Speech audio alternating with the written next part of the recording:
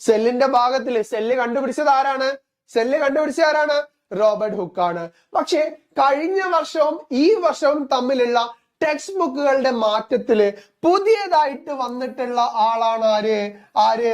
ലീവൻ hoc. ആരാണ്? ലീവൻ hoc. Cell കണ്ടുപിടിച്ചത് ആര് എന്ന് ചോദിച്ചു കഴിഞ്ഞാൽ ആരാണ്? റോബർട്ട് ഹുക്ക് ആണ്. പക്ഷെ ജീവനുള്ള സെല്ല് അഥവാ ലിവിങ് സെല്ല് കണ്ടുപിടിച്ചത് ആര് എന്ന് ചോദിച്ചു കഴിഞ്ഞാൽ ആരാണ് മക്കളെ? അത് ലീവൻ ഹോക്ക് ആണ്. ആരാണ്? ലീവൻ ഹോക്ക് ആണ്. അതുകൂടി നിങ്ങൾ പഠിച്ചു വെച്ചോളണം. പുതിയ കണ്ടന്റ് ആണ്, ഈ വർഷത്തെ പുതിയ കണ്ടന്റ് ആണ്. സോ നിങ്ങൾ പഠിച്ചു വെച്ചോളണം. ചോദിക്കാൻ സാധ്യത ഉള്ളതാണ്. റോബർട്ട് ഹുക്കിനേക്കാളും ചോദിക്കാൻ മേ ബി സാധ്യത ഉള്ളത് ഏതാണ്? ലീവൻ ഹോക്ക് ആണ്. പുതിയതാണ് അല്ലേ? ആനിമൽ സെല്ല് കണ്ടുപിടിച്ച ആളാണ്. അതേപോലെ തന്നെ എന്താണ്? റുഡോൾഫ് വിർഷോ എന്താണ്? സെൽ ഡിവിഷൻ അല്ലെ? സെൽ ഡിവിഷൻ കണ്ടുപിടിച്ച ആളാണ്. കോശ വിഭജനം കണ്ടുപിടിച്ച ആളാണ്. മക്കളെ എല്ലാ വർഷവും ഇതാണ് ചോദിക്കാറ്.